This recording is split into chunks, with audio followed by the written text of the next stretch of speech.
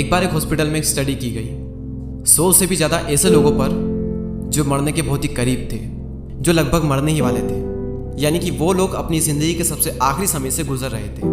तो जब उनसे पूछा गया कि तुम्हें तुम्हारी ज़िंदगी में सबसे बड़ा पछतावा किस चीज़ का है, तो उनमें से जो कॉमन आंसर निकल करके आया वो ये था कि ज़िंदगी में उन्हें उन कामों का पछतावा नहीं है जो उन्होंने किए, बल्कि ज़िंदगी में उन्हें सबसे बड़ा पछतावा उन कामों का है जो उन्होंने नहीं किए। कई बार अपने अंदर के डर की वजह से, तो कई बार लोग क्या कहेंगे इस डर की वजह से रिस्क लिया ही नहीं। उनका कहना है कि अगर रिस्क लेकर हम फेल हो जाते तो इतना पछतावा नहीं होता जितना पछतावा रिस्क ना लेने का होता है। ये था उनमें से ज़्यादातर का जवाब। इस वीडियो को आगे बढ़ाने से पहले मैं आपके साथ एक कहानी शेयर करता हूँ, सुनना ज़रूर, बहुत ही अच्छी कहानी है। एक बार एक बहुत बड़े नेता की मौत हो जाती है। उसकी जो पत्नी होती है वो 2 साल पहले ही गुजर चुकी होती है। उसकी पत्नी को स्वर्ग की प्राप्ति होती है और उस नेता को भी स्वर्ग ही मिलता है, क्योंकि उसके जो कर्म थे वो बहुत अच्छे थे। उसकी पत्नी उसका स्वागत करने के लिए स्वर्ग में तैयार ही थी।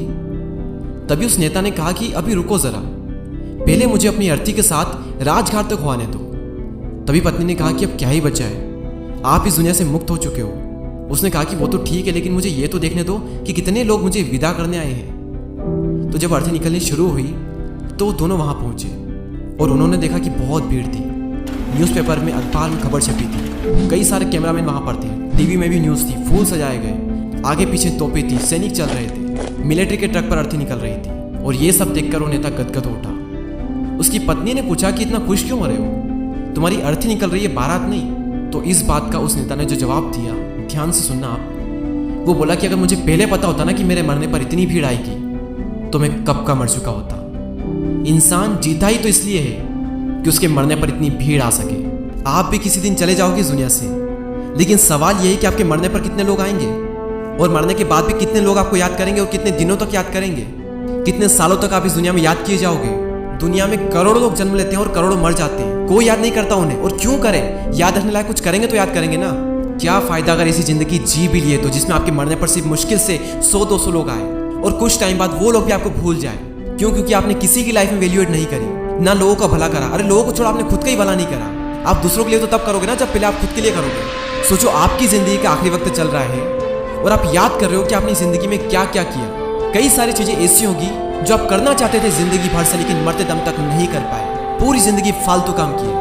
कई सारी ऐसी चीजें थी जो करना चाहते थे, लेकिन कर लेंगे मेरी जिंदगी गुजर गई। लोग सोचते रह जाते कि मैं ये कर लूंगा तो मैं खुश हो जाऊंगा, ये हो जाएगा तो मैं खुश हो जाऊंगा, बस ये और हो जाए तो मैं जिंदगी खुल करके जीऊंगा, ये हो जाए वो हो जाए। और ये करते करते मरने का वक्त आ चुका है। अब क्या कहोगे कि मरने के बाद खुश रहूंगा? कहीं आपको भी अपने आखिरी वक्त में ऐसा ना कहना पड़े कि काश मुझे थोड़ा टाइम और मिल जाए तो मैं ये कर लूं। अभी है ना टाइम, तो करो ना जो करना चाहते हो, खुल कर जियो, हर पल में जियो, दिल खोल कर करो जो करने का मन करता है। दुख किसकी जिंदगी में नहीं है। कुछ लोग होते हैं जो कि जिंदगी भर उन्हीं दुखों का रोना रोते रहते हैं, और कुछ लोग ऐसे होते हैं जो उन्हीं दुखों को अपनी ताकत बनाकर अपनी जिंदगी में वो मुकाम हासिल करते हैं जो आपके लिए मरते दम तक एक सपना रह जाता है। तो खुली आंखों से सो मत, जिंदा रहकर भी एक जिंदा लाश मत बनो। जागो और जिंदा हो तो एक जिंदा इंसान बनकर रहो, और कुछ ऐसा करो कि आपके मरने पर कम से कम 1000 लोग तो आए और मरने के बाद भी लोग आपको याद करें। आपकी आने वाली जिंदगी के लिए बेस्ट ऑफ लक।